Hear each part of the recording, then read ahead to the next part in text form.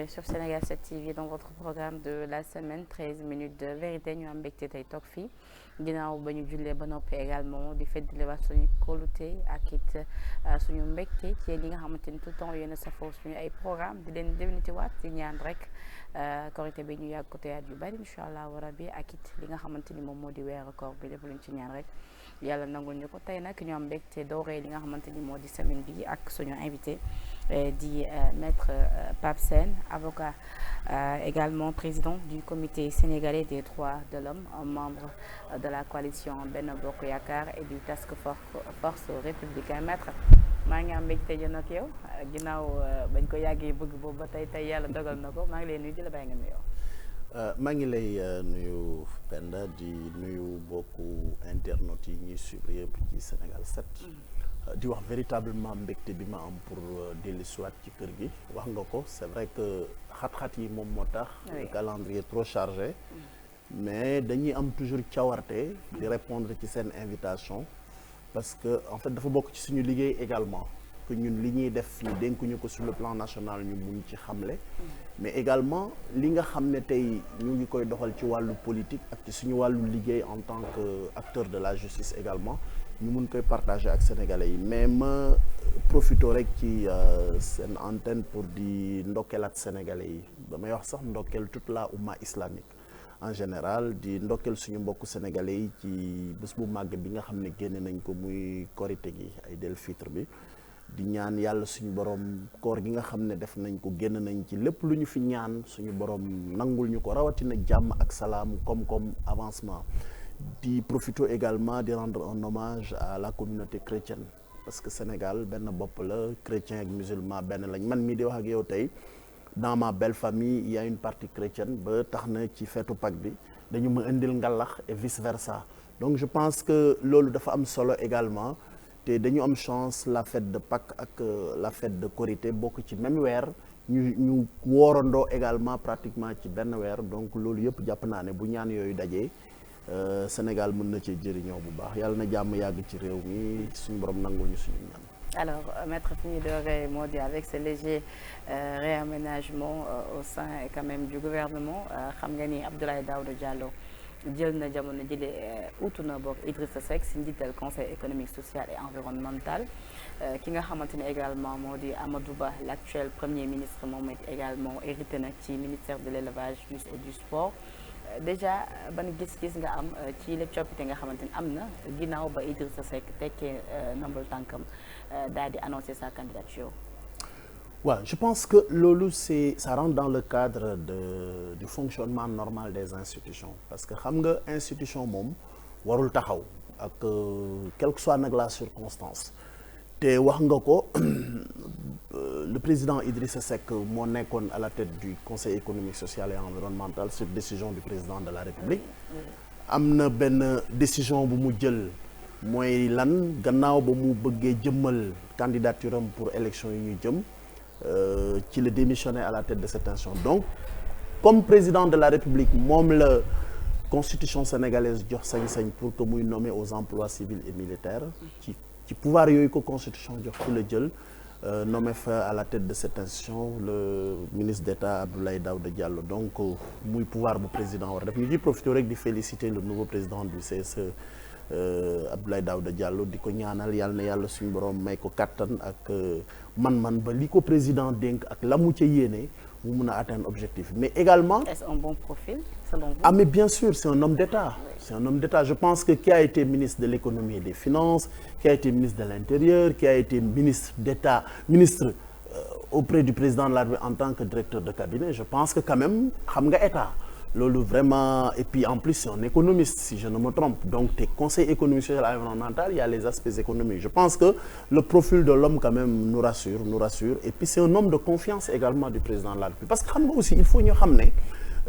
maanaam njiitu réew bu fekkee ne que dañu ko dénk réew mu war a doxal bugg ay collaborateurs dafa am ay critères de compétence ak yeneen mais dafa am également le critère de la confiance parce que gis nga nit ki mënoo liggéey ak moom te amul des valeurs de loyauté de confiance mutuelle sinon rek dafay jafe ngeen egg ci atteindre seen objectif beneen bi mooy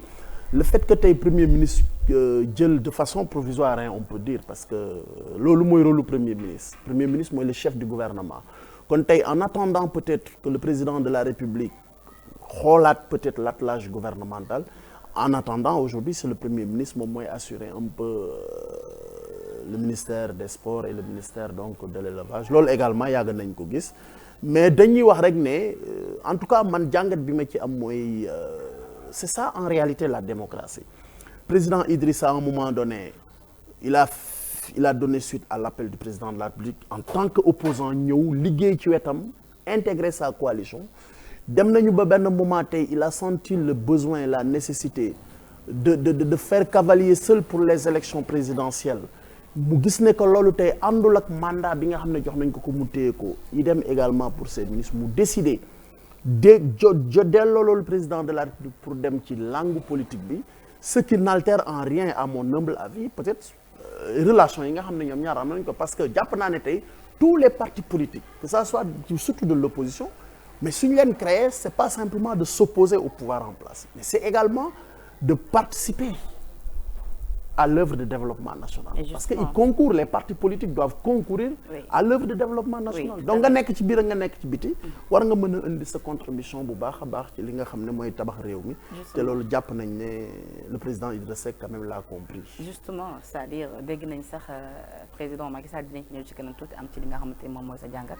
par rapport ak sortie bi nga xamante ni accordé na ko suñu naataangoolu suñu coron également ci mbécc bi Alaaji Assane Gueye bu rajo Futurs Médias donc ci wàllu woowee jëm ci Idrissa Seck la indi na ci ay leeral bi ñoom ñaar amuñu benn problème mais nag conséquences yi rek moo di mënuloo nekk ci mouvance bi jël sa décision annoncé li nga xamante ni moo di sa candidature ba pare continuer di exercer librement say fonctions mais dans ce cas là est-ce que mënuñu jàpp ni kon président xaw na ko pousser un tout petit peu vers la sortie non je ne pense pas en fait c'est-à-dire que c'est une logique qui est là d'ailleurs même le président avant même que le président de la République di ko wax ci interview bi ko waa RFM accordé keroog le jour de la Korité mais gis ngeen ne que c'est le président Idrissa Seck lui-même qui a donné les raisons pour lesquelles il veut partir et il en a discuté avec le président de la République da ci waxtaan ak président de la République parce que c'est une question de cohérence également et de commodité bon la preuve aussi gis nga yemul rek ci rendre le tablier par rapport à son poste de président du Conseil économique, social et environnemental. Également, il avait demandé à ses ministres de faire la même chose parce qu'il y a la solidarité gouvernementale. Mais également, il a quitté la coalition Benno Bokk Yaakaar. Waale tamit mettre rythme gouvernement parce que c'est-à-dire bu ñu jëlee sax ku mel ni kaawu Ali Saleh donc on se disait que ni quand même mu ngi abattre liggéey bu am solo mais dans ce cas-là est-ce que tamit dina du casser rythme gouvernement bi de l'arrêter en si bon chemin. Non, je ne pense pas mu ngi mel ni tey nga ne ma rek un remaniement ministériel dafay casser dynamique c'est pas ça parce que en fait il faut comprendre également l'esprit de quand on est dans l'équipe gouvernementale quand on est à la tête d'un ministère c'est toute une équipe. Le ministre c'est le manager mais derrière le ministre il y a toute une équipe il y a le cabinet il y a les directions il y a les services rattachés donc te loolu parce que dafa am fonctionnaire yoo xam ne ni tey ministère c'est loolu rek moo fay seen liggéey donc c'est le chef qui part c'est un autre chef qui vient certainement avec des réaménagements ci yenn postes yi surtout lu mel ni que le directeur de cabinet et peut-être le chef de cabinet mais en général le secrétaire général les conseillers techniques tout ça ça reste parce que ñooñu seen maanaam dañu am xam-xam ci wàll bi ñu nekk donc je ne pense pas aujourd'hui que le départ d'un ministre à la tête d'un département ministériel puisse avoir un impact bu ñuy tuddee une rupture par rapport à quoi que ce soit donc il y a le principe de la continuité qui est là. Dans ce cas-là hormis impact bi nga xamante ni mën na ko am ci gouvernement bi nee nga yow gëmuloo loolu mais dans ce cas-là ci c'est-à-dire au sein même de la coalition Benno Bokk Yaakaar tey ci Idrissa quand même mën nañ ni kàngam la ci mais départ am tey jii en quoi la mën a impacter ci 2024 yi nga xamante ni dëgmal nañ ko. Bah, d'abord il faut ñu rappeler ne que ça soit les partis ou les coalitions c'est-à-dire leur évolution n'est pas statique c'est une évolution dynamique il y a des entrées et des sorties ñii dañuy dugg ñii dañuy génn et d'ailleurs si vous vous rappelez bien à l'origine Idrissa Seck faisait partie de ceux qui ont élu le président Macky Sall en 2012 il était bien membre de la coalition Benno Bokk Yaakaar benn moment génn na dem ci nekk ci opposition avec d'ailleurs une opposition très très très farouche benn moment ñëwaat na et puis ñu bari foogoon nañ ne xëy na compte tenu de sa posture d'opposant très engagé très farouche à l'endroit du pouvoir benn moment dootul mun a ànd ak te loolu moo lay won la vitalité de notre démocratie te loolu également mënul am benn impact boo xam ne parce que Benno Bokk Yaakaar également n'oubliez pas que c'est une coalition qui a survécu c'est-à-dire depuis 2012 ba léegi c'est l'une des rares coalitions yoo xam ne que nii moo def autant de temps de vie ñii dañuy dem ñii dañuy ñëw mais il est évident que tey notre souhait serait parce que le vœu du président de la République et il l'a toujours dit c'est d'agrandir d'élargir autant que faire se peut la coalition Benno Bokk Yaakaar il est évident que bu su kenn génnee bon on peut peut-être bu ñu sañoon loolu du am mais bu amee également ça ne change en rien la dynamique bi nga xam ne moom la coalition Benno Bokk Yaakaar nekk parce que je rappelle que la coalition Benno Bokk Yaakaar c'est vraiment une panoplie de partis politiques qui sont là ñii yàgg nañ fi depuis 2012 ñii ils ont pris en fait ñëw nañ intégré en cours de vie d'ailleurs de plus en plus on parle de la grande mouvance présidentielle la mouvance présidentielle élargie donc ça s'agrandit de plus en plus maintenant il est évident qu'aujourd'hui si Rewmi part il y en a qui restent et qui sont là et qui continuent à mener le travail en tout cas man jàpp ma ne sur le plan politique dina am lenn loo xam ne nii lay wàññi donc je pense que li gën a am solo te ñun man personnellement ma koy xaar mooy que ce départ ne puisse pas quand même être un départ boo xam ne nii peut-être dafay tax ba diggante le président Idrissa Seck et le président Macky Sall mu nekk diggante bu ñagas je pense que c'est des hommes politiques c'est des hommes d'État bëri na ñoo xamante ni njortuñu ko parce que bëri nañu gis ni sax est-ce que Idrissa bokkul ci plan B wu Macky Sall yi comme li nga xamante ne amoon na ci élection locale yi ak liste partielle yi non je pense que amul ay plan B yooyu c'est en fait c'est deux hommes d'État deux hommes politiques waaw non mais non deal moom yooyu amul ci deal yooyu c'est que ay waxu nit ñoo xam ne nii xëy na dañu bëgg lu ñu xam wala ñuy prêcher le faux pour avoir le vrai c'est ça man noonu laa ko jàppe mais jàpp naa ne rek il faut que ñu retenir ne c'est deux hommes d'État deux hommes politiques kenn ku nekk ak sa trajectoire benn moment ils se sont retrouvés benn moment tey am na circonstances yoo xam ne nii def na parce que on se profile à il y a les élections présidentielles Idrissa en tant que chef de parti en tant que également citoyen boo xam ne ni xëy na gëm na ne dafa war a dem élection mais ñëw na waxtaan ak président de la République et en gentleman ils se sont séparés de la façon la plus normale et je pense que tey li am entre le président de la République ak le président Idrissa Seck jàngat la war a nekk ci acteurs politiques yi et c'est ça la démocratie du caagan rek bu ñu àndul dañu war a xeexante dañu war a ŋàññante dañu war a xasante non les gens peuvent être ensemble à un moment donné et à un moment T plus un que les gens ne soient plus ensemble mais li ñu bokk mooy réew mi parce que président de la République dafa am lu ñu ko dénk loo xam ne nii tey nga nekk ci parti opposition wala nga nekk feneen da nga am maanaam yow da nga ci bokk parce que réew mi la maintenant am na loo xam ne ni ñun ñoo ko moom ñun ñi ànd ak moom mooy l'APR la coalition Benno Bokk Yaakaar loolu c'est politique mais quant à la gestion des affaires du pays ne soyez pas surpris demain que tey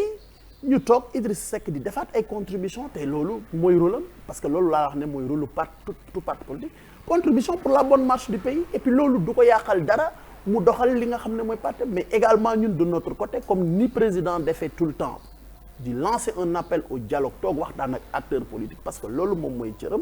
parce que bu ñu fàtte ne réew mi lañ ko dénk te liy doxal réew mi sénégalais yëpp la ci soxla du tere nag kenn ku nekk nga topp sa gëm-gëm doxal ko mais bu réew mi soxla je pense que ñëpp war nañu mun a ñëw quand même indi ci dégg nañ la léegi sa biir wax nga rappelé position Idrissa en 2012 kit buñ ci toftalee résultats yi nga xamante ne am na ko en 2019 ci loolu nag moom sukkandiku na ci pour déclarer que ni actuellement moom il est le chef de l'opposition nangu nga ko boobule statut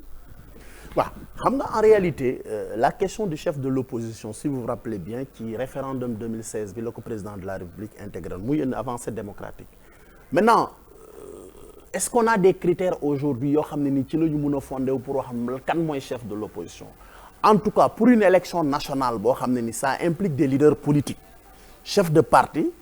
il y a que l'élection présidentielle aujourd'hui qui peut être le baromètre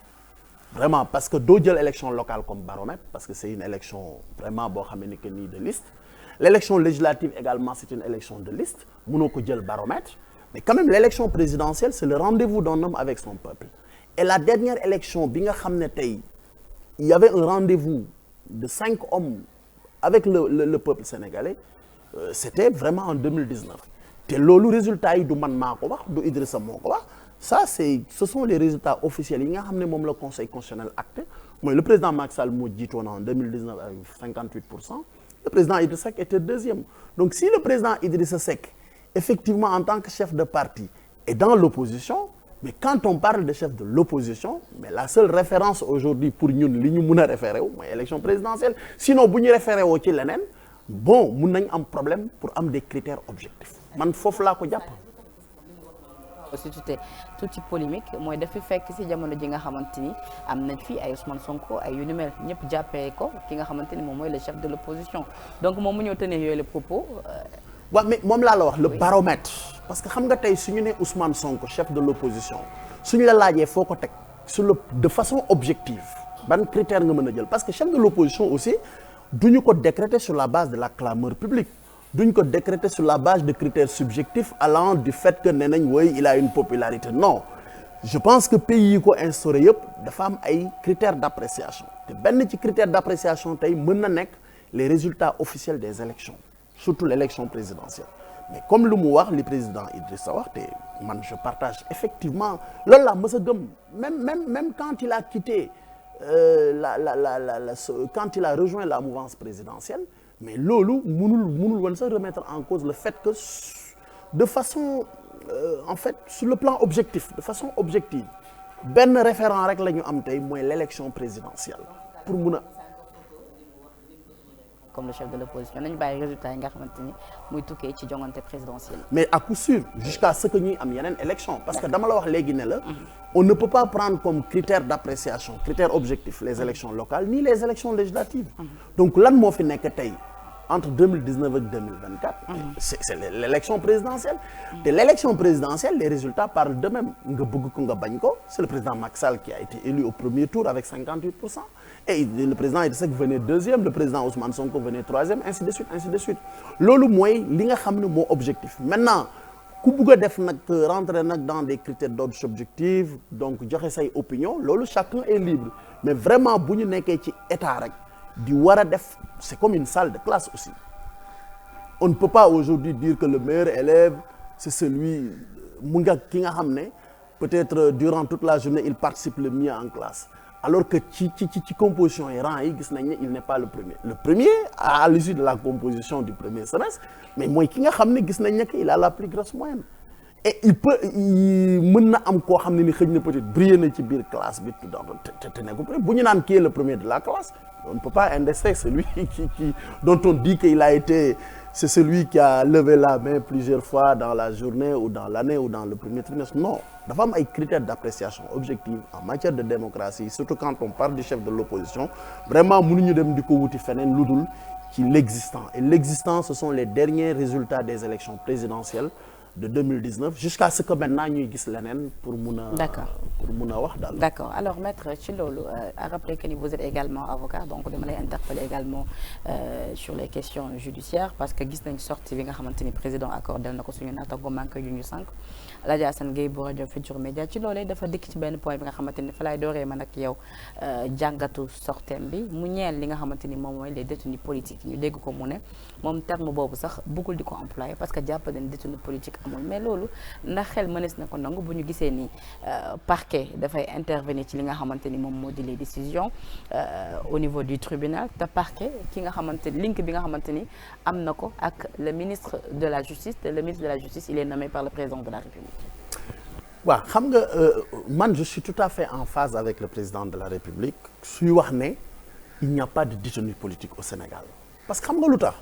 encore faudrait-il que ñu xam lan mooy détenu politique est-ce qu'un détenu politique aujourd'hui c'est parce que un homme politique a été arrêté qu'on parle de détenu politique sinon mais pratiquement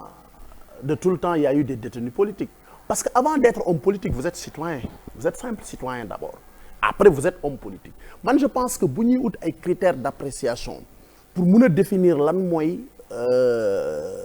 détenu politique c'est pas en réalité le statut de la personne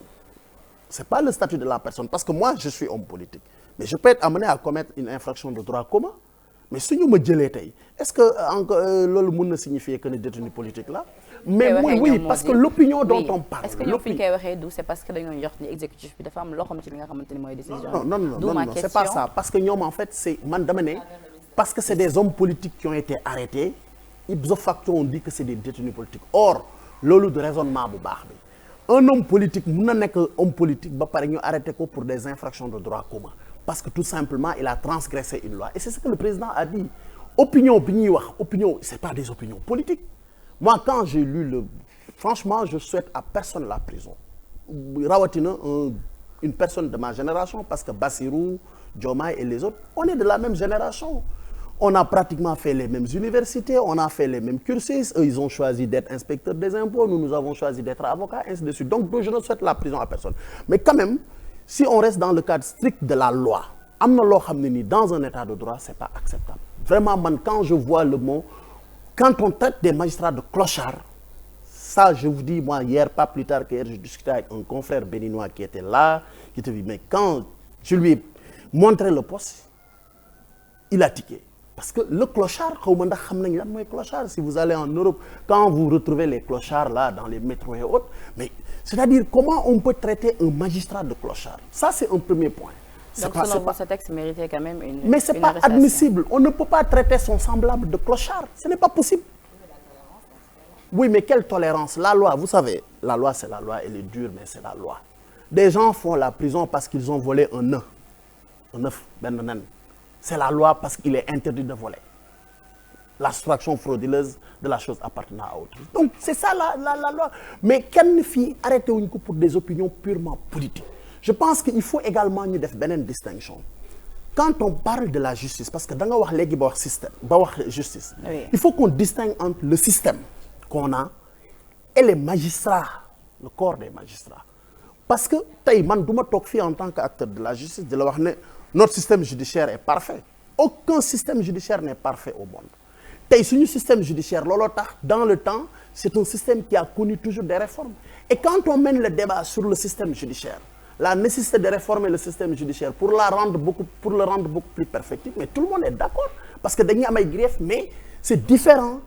Si vous faites un corps de tous les magistrats, moi je fais partie de l'ordre des avocats. On a un ordre. Cet ordre a des règles. Ces règles sont perfectibles, dañuy évoluer, dañ koy changer. Mais mënuma tay système li nga xamné mo nek ni ordre bi doxé mëna ci indi ay critiques wax ci lu né mais quand même mënuma ñëw di pointer des doigts des avocats. Alors, comment pouvez-vous expliquer aux Sénégalais le fait que comme je l'ai dit tantôt parquet bi dafa am taxaway bu mu am ci décision yi nga xamanteni mom la justice di mom la juge bi di jël te maître ku ne xamné nak parquet ki nga xamanteni dafa link bi mu am ak le ministre de la justice nommé par le président donc bul ñu wax ni tay ci décision yi amul un aspect politique. D'abord, oui, la question du parquet, le lien ombilical entre le parquet et le ministre de la justice, c'est un système. Système bobu président Macky Sall daf ko fi fekk. On l'a hérité depuis les indépendances système bobu mo fi nek. Maintenant, on change le système, on va faire autre chose. Ok, mais en attendant, c'est ce système qui est là. Système bi le procureur de la République est un magistrat il est régi par le principe de la hiérarchie. Lolu texte c'est un système. Tant que ce système n'est pas changé, ci lolu lañuy dox. Tay kër gi ngay liggéey tay. Amna lo xamni ni fekk nga ko fi nga d'accord nga bañ ci d'accord. Tant que c'est sur les textes mënu loko changer. Ben lolu c'est un problème. Motax mané la quand on discute du système kenn mënul japp nit ci discuter ci système bi war nañ mëna changer li mëna indi li mais on ne peut pas indexer des magistrats les jeter en pâture jël ay magistrats def sen photo def sen famille non ça quand même c'est une première dans notre pays. Les gens ont toujours discuté maître duñu mëna c'est-à-dire xel du mëna nangu tay ji buñu déggé président mu né mom en tant que l'exécutif loxom dugul ci li nga xamanteni mo les décisions judiciaires. Mais oui loxom dugg ci parce que xam nga lutax la justice c'est pas le parquet. Le parquet ne rend pas la justice, encore une fois de plus. Daf ci am rôle, mais c'est une partie. La justice, c'est pas... En réalité, quand on parle de la justice, l'indépendance de la justice, on ne fait pas allusion au magistrat du parquet. Parce que texte, ça, le magistrat du parquet n'est pas indépendant, il est dépendant. Un texte là. Maintenant, c'est le magistrat du siège. Président Fimi Wahemoy, le président de la République, soit-il le président de tous les Sénégalais avec tous les pouvoirs, au moment où je vous parle, Penda, n'a aucun pouvoir de donner des instructions ou de faire injonction ni à un juge d'instruction, ni à un juge du tribunal. Sénégal, c'est-à-dire tout récemment, mais non, attends, tout récemment, ça dégg nañ l'ancien procureur Aliou Ndao wax ko ni même pour l'affaire de Abdoulaye Baldé président woowoon na ko pour ñaan ko ci njëkk. Alioune Ndao est un magistrat du parquet. oui mais ñu déggoon tamit dans le temps président waxoon ni yéen dossier mooy ki teg kuddam kon dans ce cas là moom tey bu defee. c'est-à-dire propos interféré wul ci décision yi nga xamante ni c'est déjà devant la justice. mënuma ci àddu parce que Alioune Ndao moo wax mais dama ne un magistrat du parquet par essence reçoit des instructions de son supérieur hiérarchique et est obligé de les appliquer kooku mooy magistrat du parquet. procureur bu jot dogal bu jógee ci supérieur hiérarchique mu jógee ci ministre de la justice jaar ci procureur général ñu bind ko vous avez l'obligation d'exécuter ces instructions loolu ay texte la moom laa la système mais dama ne la aucun magistrat du siège li may wax ni président foofu lay waxee président Macky Sall du jël bikam wala jël téléphone munu ko yoon mayu ko texte yi mayu ko aucun magistrat du siège tey n'est sous la tutelle de l'exécutif pour mu koy jox ay instructions te loolu daf may amener ma am ay rectifications non li nga waxoon magistrat du parquet la c'est textuel c'est le système qui l'a dit. président li mu waxoon ne yenn dossiers yi quand même moom moo ci teg ko dem. non xam nga loolu il faut comprendre parce que moom laa la wax ne la quand le président parle ci justice bu ñuy wax dafa am niveau bu mu mun a yem président su waxee ne day teg kudd ci yenn dossiers yi c'est pas des dossiers en instance de jugement munu ko moom laa la wax. Un dossier qui est sur la table du juge d'instruction président mënu ci teg kudd un dossier qui est sur la table de la juridiction de jugement président mënu ci dara par contre le président de la République et le chef de l'exécutif il a son ministre de la justice il peut au moment de déclencher les poursuites sur instruction écrite te système bi moo ko may mais mu demander à son procureur pour des raisons x y ce dossier là bëgguma mu dem ça c'est le système. D'accord. moom laa lay wax ne la en fait on n'invente rien quand le texte le dit tu le fais ça ne peut pas être illégal mais par contre dama bëggoon indi ay rectificatifs parce que souvent dañu naan le parquet dafa dugg ci lu yoonam nekkul et ceux qui le disent dañu xamul comment fonctionne le système judiciaire sénégalais. donc nit ñaa ngi koy wax parce que lu ñu mënta comprendre mooy su fekkee ni nekkul une décision quand même politique tey jii une affaire quand même qui a été traitée par le juge pourquoi tey jii décider d'interjeter appel. d'abord. oui dama bëgg a wax ne fa ñu njëkke mooy ñu bari dañu noonu. Le procureur de la République warul woon def citation di ko renvoyer c'est faux vous savez tey le procureur de la République moom mooy l'avocat de la société c'est le maître des poursuites et tout citoyen sénégalais dafa am possibilité yow bii penda tey soo amee lu la naqari nga jàpp ne nit da laa tooñ yoon daf ne la may naa la yow nga def citation directe avec tous les risques que cela comporte parce que da ngay dem fay caution mën nañu la également topp pour procédure abusive su la neexee nga teg fa le procureur ci yenn yi bind directement sa citation directe yóbbu ko tribunal mais du tere bu ñu demee tribunal c'est le procureur de la République qui porte l'action publique moo koy mettre en mouvement moo koy mettre en œuvre yow boo defee sa plainte ba pare les réquisitions pour la peine là sur l'action publique procureur koy jël donte yow yaa def direct mu ne la yow Penda également am nga sañ-sañ nga def plainte jébal ko procureur comme ni ñuy def tous les jours Mame Mbaye Niang man mii di la wax mais j'ai fait une plainte contre quelqu'un pour diffamation j'ai saisi directement le procureur de la République boobu affaire Mame Mbaye Niang sax amul parce que yoon moo ma ko may où est le problème procureur de la République yoon daf ne ko bu citoyen bu la saisir da nga am obligation instruire sa plainte su fekkee ne c'est une plainte boo xam ne ni jàpp nga ne war nañ topp nga topp su fekkee yow da nga jàpp ne avec un peu l'opportunité de poursuite jàppoo ne dañuy topp nga classer sans suite donc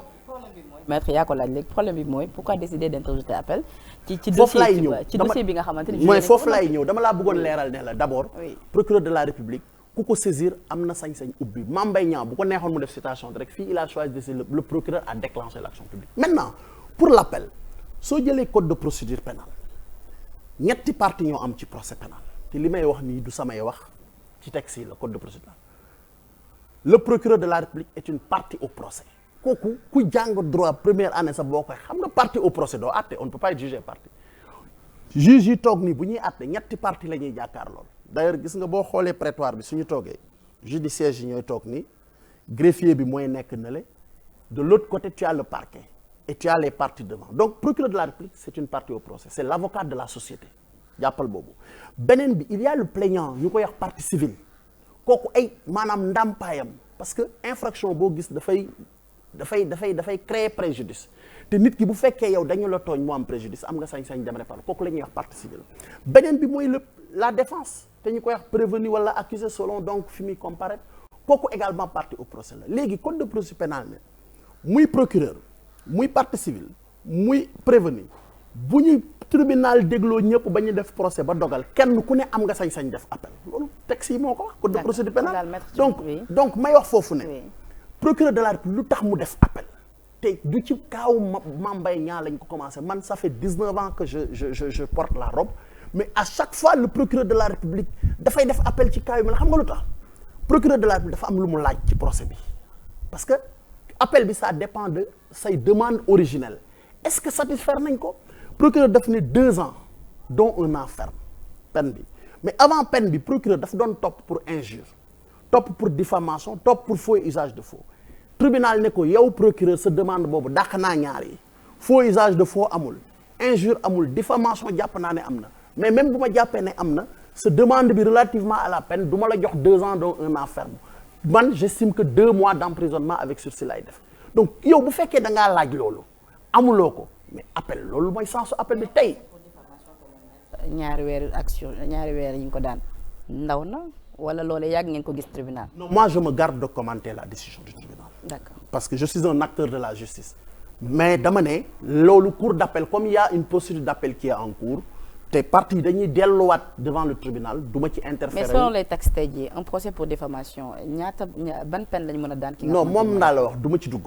parce que tey dafa am appel. non ça dama wax en général dama la laaj. non amul en général man dama ne bu ma la joxee sama cas nee naa la tout récemment j'ai fait une procédure de citation une plainte pour diffamation contre quelqu'un il a pris 6 mois d'emprisonnement avec sursis et 1,5 million d'amende à Diourbel. D'accord. donc kooku diffamation par le net. D'accord daf ma bindal dugg sama mais dama bëggoon yokk rek. oui procureur appel procureur. oui mais bu fekkee yow da ngaa laaj dara joxuñu la loolu am nga sañ-sañ def appel tey damay ci misaal bu fekkoon tey procureur tribunal dafa retenir injure retenir diffamation retenir faux usage de faux def 2 ans dont 1 an ferme procureur du def appel parce que xam nga lu tax def appel l'appel serait sans objet parce que booy def appel c'est parce que dafa am loo laaj matul nga di ko topp ji c'est la même chose tey Mame Mbaye Niang su fekkoon dañ koo jox par exemple 27 milliards yi muy laaj son appel serait sans objet parce que xam nga lu tax mënul dem au-delà de ce qu'il avait demandé en premier temps c'est la même chose quand quelqu'un est en procès ñu relaxé ko du def appel tey te li ngeen war a waxu leen ko voilà quelqu'un qui a été condamné moom tey Ousmane Sonko par exemple pourtant il a été condamné il a été déclaré coupable lu tax defagul appel c'est son droit le plus absolu ni mu mun a toogee bañ na du ma def appel parce que xëy na dafa jàpp ne man kat li ma doon xaar ëpp na lii am naa lii mais noonu le procureur am sañ-sañ également ne la ma laajoon joxuñu ma ko partie au procès là damay def appel te procureur de la République suy def appel il fait l'appel sur l'action publique parce que moo ko moom partie civile bi buy def appel day def appel sur les intérêts civils loolu la ko yoon may prévenu bi suy def appel également dafay def appel sur tout l'action publique et l'action civile kenn ku nekk nag dafa am lu la yoon may mais vraiment ce débat là je pense que ça ne colle pas avec les textes. D'accord donc en définitive maître li ngay soutenir foofu moo di président li mu wax foofu am na exécutif bi dugalul loxoom ci li nga xamante ni moom moo di parce que quand on parle de l'indépendance de la justice c'est par rapport aux juges et le président de la République au Sénégal en l'état actuel de notre droit positif il n'y a aucune disposition légale qui permet au président de la République de donner des instructions ou des injonctions à un juge d'instruction ou à un juge du tribunal. D'accord. Mais par contre, le procureur de la République est régi par le principe de la hiérarchie dans notre système. D'accord. Ça, il reçoit des ordres écrits, des instructions écrites de sa hiérarchie. Il est obligé de s'y conformer. Mais par contre, à l'audience, on lui donne la possibilité de passer outre. Voilà un gage d'indépendance aussi même ci nit ki bu demee. D'accord. Alors maître, parlons toujours de la justice. Bu ñu gisee ni président à la veille quand même de la fête de Korité jot na gracier 586 détenus. Est-ce que jàpp nga ni chiffre boobu xawul ndaw par rapport ak prison yi nga xamante ne nañ fees nañu pour quand même un tout petit peu désengorger ak it nga ñëw tuuti ci bracelet électronique yi. Waaw en fait man d'abord la mesure est salutaire parce que la grâce quand même c'est une prérogative constitutionnelle du président de la République mais li ñu war a jàpp mooy grâce benn la ci technique yi nga xam ne war nañ ko def pour désengorger les prisons mais on ne peut pas quand même sur la base de la grâce vouloir désengorger les prisons loolu mënul nekk parce que li tax mënul nekk mooy grâce dafa am ay conditions aussi du ñëpp mën a am grâce parce que tey bu ma la waxee rek condition bi nga xam ne c'est-à-dire c'est une condition sine qua non nit ki nga xam ne dañ ko def àtte mu def appel mënul am grâce donc déjà loolu handicap la beneen bi mooy le président de la République apprécie souverainement yan infraction la ñu war a gracier yan nit la ñu war a gracier mais je trouve que tey il l'a fait tout récemment ci 4 avril bi donc il a gracié je pense près de 800 personnes tey il a gracié près de 500 personnes ça fait 1000 et quelques je trouve que loolu c'est bien au-delà du désengorgement mais yëfu humanisme la parce que quand même le président de la République est censé quand même faire preuve d'humanisme à l'égard de ces personnes détenues mais damay wax ne tey la question du désengorgement des prisons du rek loolu moo ko mën a c'est-à-dire il faut des mesures structurelles mais oui le bracelet électronique qui se fait ailleurs d'ailleurs ailleurs dans le monde le bracelet électronique d'ailleurs boo gisee Sénégal indi ko c'est parce que quelque part dañ koy def feneen. waaw parce que fi ñoom ñoo ko njëkk a porté. Pourquoi également ce choix? Non, du tout. Les premières personnes qui ont porté c'est des détenus de droit commun. D'accord. L'actualité a montré que ñi ko njëkk a porté c'est au niveau de la juridiction de Pikine Guédiawaye c'est des détenus de droit commun. C'est-à-dire il faut que dans ce pays je pense que am na benn genre virus bu bon bu fi dugg on a tendance à tout politiser maintenant et bu ñu koy politiser dañu koy politiser dans un seul sens c'est-à-dire on a comme l'impression que man loolu moo ma jaaxal en tant qu'acteur de la justice moi j'ai fait 19 ans de bar maa ngi sama 19 ans de bar mais tey avec ce procès bi ñuy de Ousmane Sonko on a comme l'impression que la justice dafay dox ak règles yoo xam ne ni c'est des règles nouvelles yoo xam dañ ko jëli uniquement spécifiquement pour le procès d'Ousmane Sonko alors que man dama jàpp ne man li ma gis tey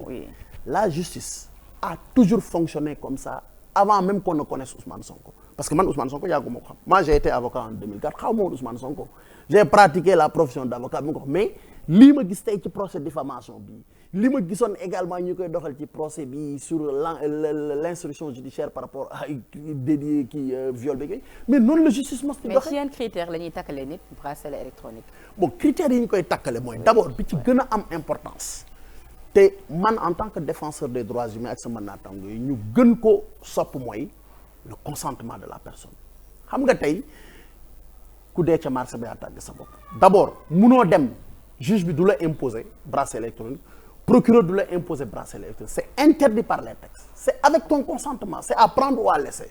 parce que nañu gis ne bracelet électronique c'est une alternative à la détention provisoire mais c'est un mode d'aménagement de la peine alternative à la détention pour ki nga xam ne détenu la war a doon maanaam dañ ko inculper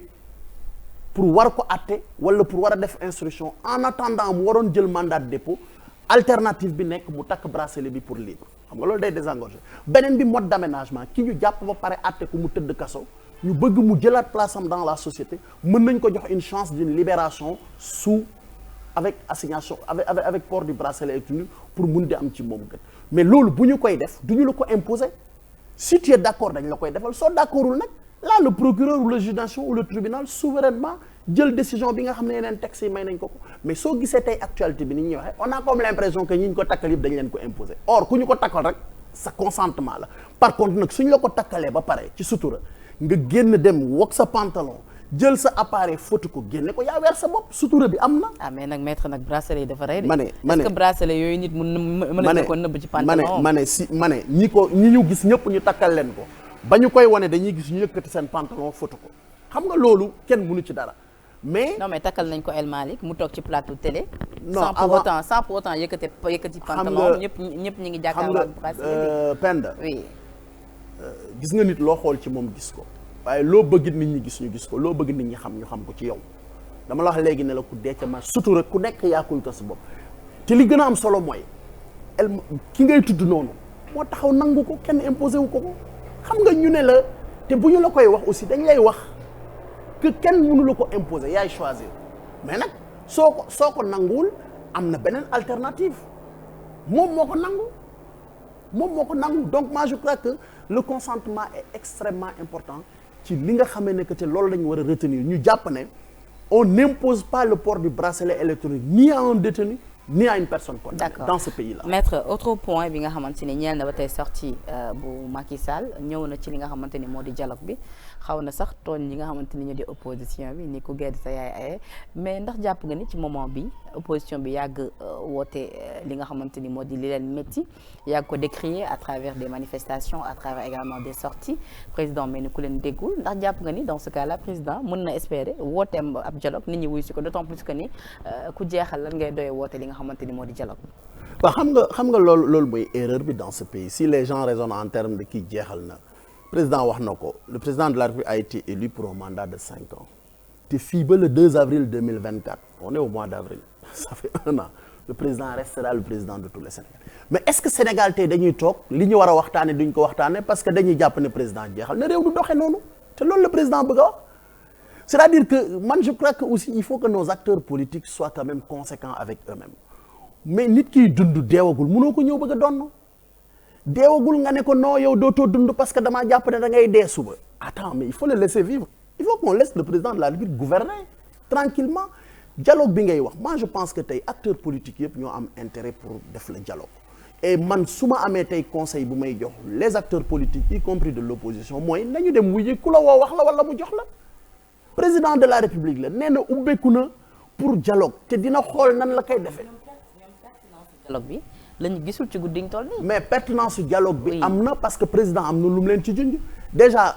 munoo toog ci biti di wax pertinence demal wuy ji ba xam lu ñu lay jox mais am na benn bu ci président junj te man dama ci ànd ak moom d'accord ci te personne n'en parle te pourtant ça a été source de problème c'est la question du parrainage xam nga dans ce pays là dañuy bàyyi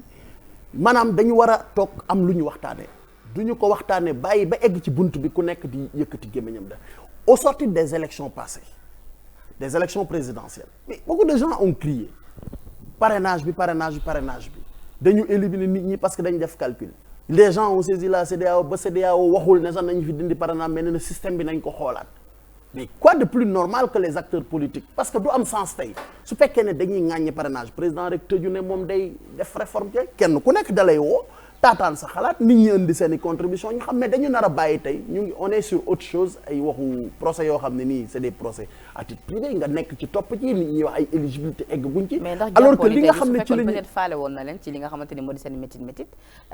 yi nga xamante ni yàgg nañ koo décrit su fekkoon jot na leen ci faale par rapport ak arrestation yu bëri yi ak manifestation yi nga xamante ni kenn du ci bëri kenn du ko autorisé ci mi ak yu ni mel jàppoon ni dans ce cas là ñoom dinañ dem wuy ji Penda oui man duma la ne kaay ñu waxtaan ba pare nga naan ma bala maa ñëw léegi lii boo ñëwee nag nangu naa nga tegay condition ci table mais munoo toog ci biti naan ma bala may ñëw lii du ma parce que waxtaan amagul nga naan ma bala may ñëw lii mais yow bëggoo waxtaan da ngay dem parce que ces questions dont il parle la question des personnes arrêtées nañu dem toog ak président teg ko ci table mais si tu en fais une question préjudicielle mais waxtaan du am te warul nekk question préjudicielle question de fond la war a nekk bu ñu schématiser ci droit parce que da leen ni ñëw leen ñu dialoguer dialogue bi président amul sujet tabou mais aussi du wax ne lu ngeen fa teg dinaa ne waaw président am na loo xam ne nii mën na ca àddu mais tey je donne un exemple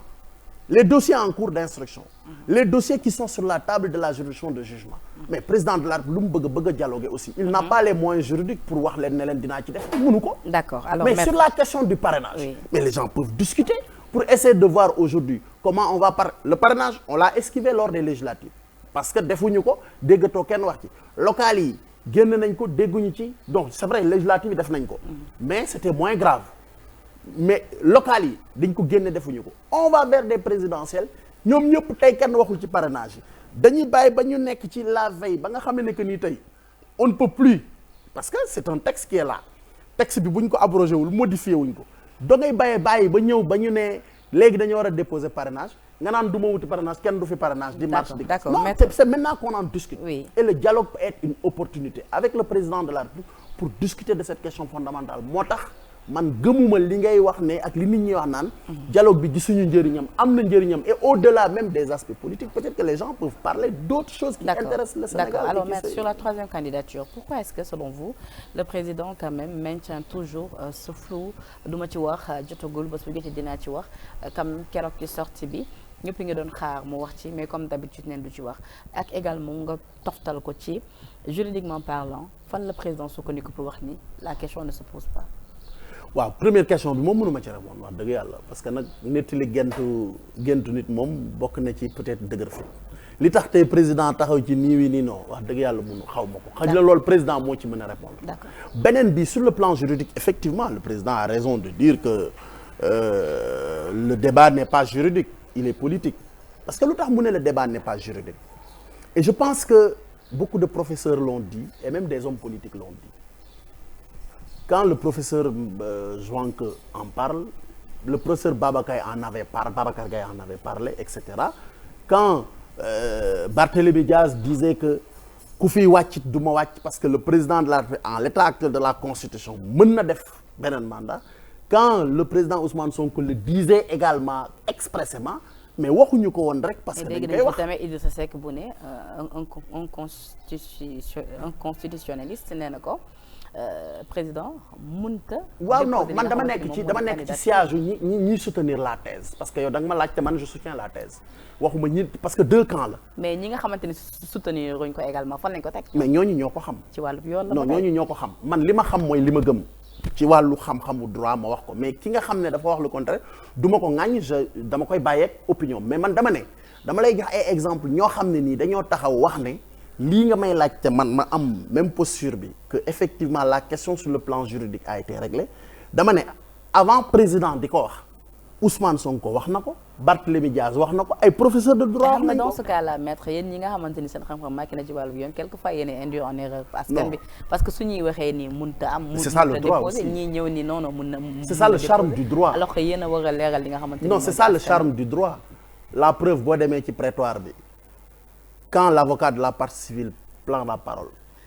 da nga naan moo am da ngay toog nga ne si kii de kenn du ci mun dara quand le prévenu la défense vient nga ne ah donc c'est ça le charme du droit le droit c'est ça c'est-à-dire droit mooy discipline bu nga xamee ne que nii c'est une science boo xamee ne que nii tey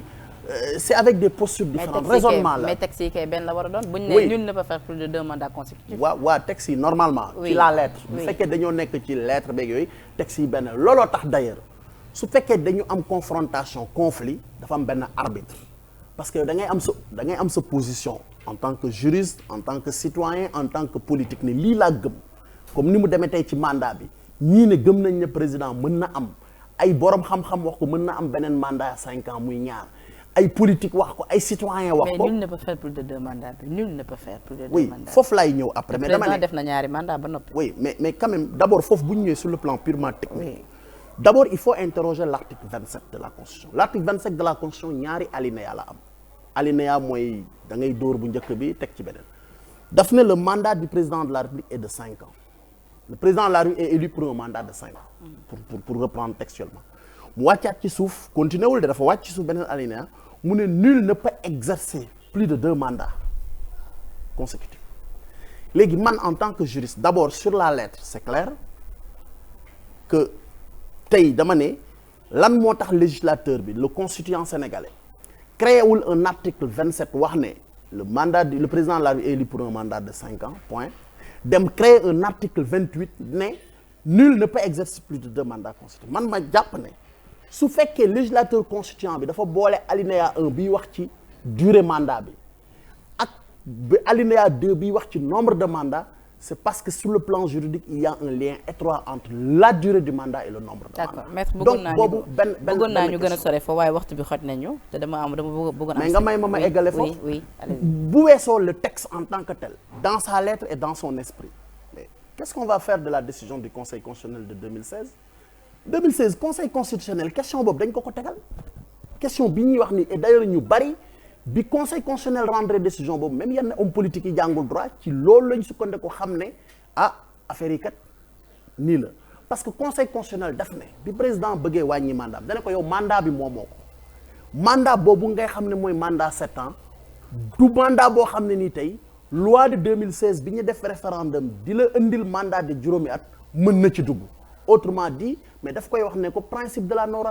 rétroactivité mooy rattraper sa mandat de 7 ans mandat de 7 ans bi bokkul ci lu ñuy mën a calculer moom kenn du ko comptabiliser beneen bi Conseil constitutionnel foo xam ne nii fu am importance bi ko président de la République di saisir projet bi ñu ko saisiré dafa am disposition transitoire boo xam ne nii dafay wax ne le mandat de 7 ans est pris en charge maanaam mandat de 7 ans bi nga xam ne moom le président doon jeexal dafay bokk ci mandat yi ñu war a comptabiliser Conseil constitutionnel ne ko dindi ko loolu mënul nekk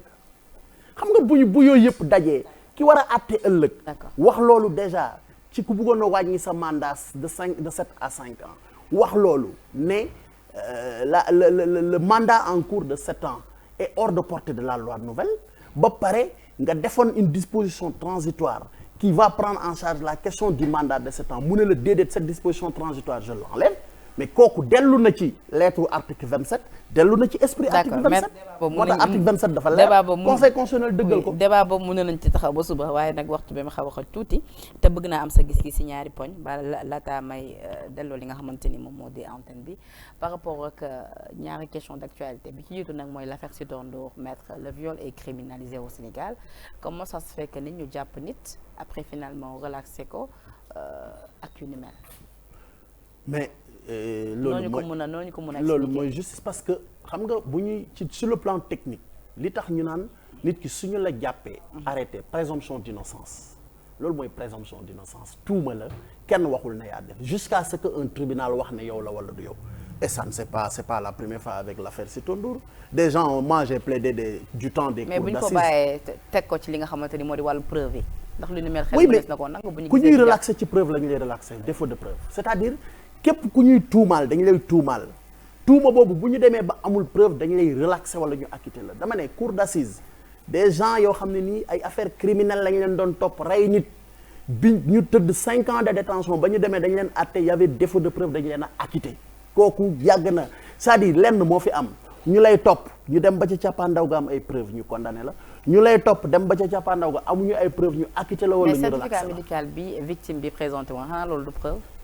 non xam nga en droit le certificat médical ne peut pas être une preuve du viol xam nga viol mu ngi mel ni nga ne ma rek autopsie wala test ADN rek mën na nekk preuve pour kii déedéet parce que tey dafa am fait bu ñuy bëgg a vérifier lu mel ni par exemple certificat médical dafa am lu muy bëgg a vérifier xam nga lan lay vérifier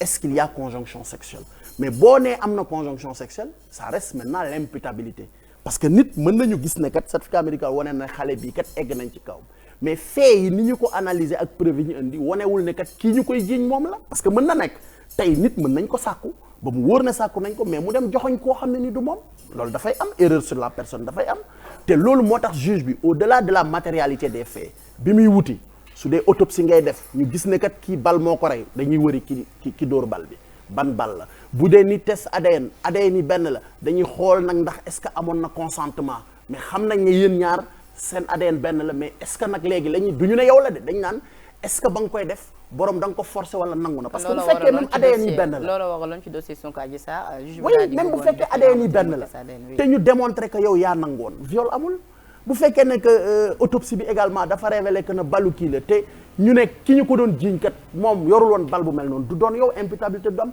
viol c'est la même chose même si le certificat médical atteste de ce qu'il y a pénétration sexuelle mais su fekkee ne que ki ñu fa indi gis nañ ne que mënuñu ko imputer ce fait là également dañu lay relaxer donc vraiment man en tant qu'acteur de la justice nous on n'a pas ces problèmes là il y a la relax il y a la condamnation leneen amu fi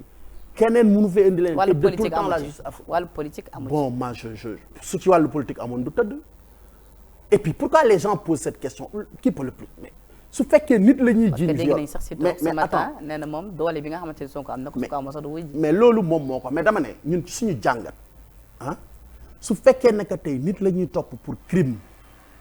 te deful mandat de dépôt ce qui est possible parce que xam nga ñun ay man du ma raisonner comme ñi nga xam ne parce que lu masul am bu amul rek c'est illégal déedéet effectivement du lu ñuy faral di gis mais c'est pas parce que duñ ko faral di gis que mënul méngoo ak yoon man j'ai fait 19 ans de bar effectivement c'est très rare je waxuma amul de dama ne c'est très rare c'est une exception nga gis ku ñuy topp crime de viol crime de meurtre crime d'assassinat nga ñëw ñu inculper la may la liberté provisoire mais du tax man pour autant ma wax ne c'est politique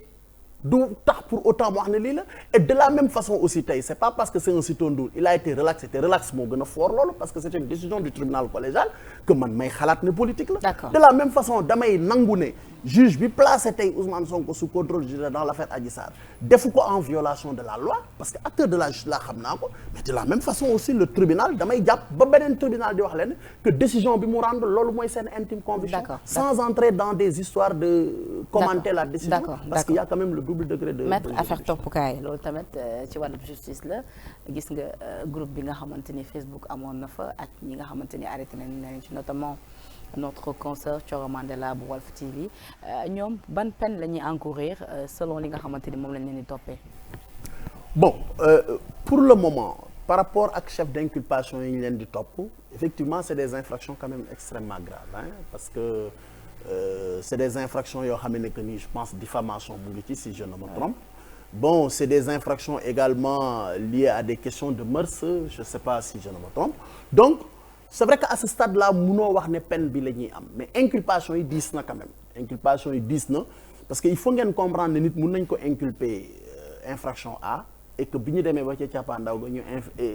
juge bi retenir infraction A moins donc kon peine bi loolu ca kanam lañ koy xam bu ñu demee ba nga xam ne taxaw nañ ci kanamu juridiction du jugement mais quand même li ñu war a jàngat rek mooy c'est devenu récurrent quand même ñuy gis ay infractions liées aux nouvelles technologies de l'information et de la communication et loolu dafa war a appeler une certaine prudence par rapport à nos concitoyens il faut qu'on fasse très attention parce que c'est des technologies assez sensibles yoo xam ne que ni man jàpp naa ne am na ñoo xam ne nii sax ay victimes lañ ci dañ ciy dugg sans pour autant connaître les tenants et les aboutissants parce que gis nañ ñoo xam ne nii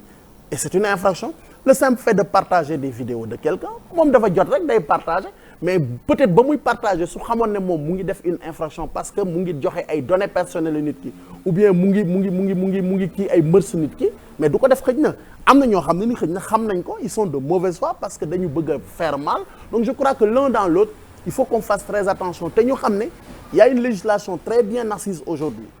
avec des possibilités de poursuite sur le plan pénal et des peines d'emprisonnement très sévères ñu xam ne qu'on ne peut pas jouer avec le net et j'ai comme l'impression que dans ce pays depuis un certain temps on joue avec les nouvelles technologies de l'information et de la communication pour un rien ou pour un non da ngay jël nit ki affiché ko bind ci moom wax ci moom wala génneel ko ay yoo xam ne que nii wala posté ay affaires yoo xam ne nii saa waay da nga ciy wax lu la neex kooku dans un état de droit c'est pas admissible c'est pas du tout admissible il faut que les gens fassent très attention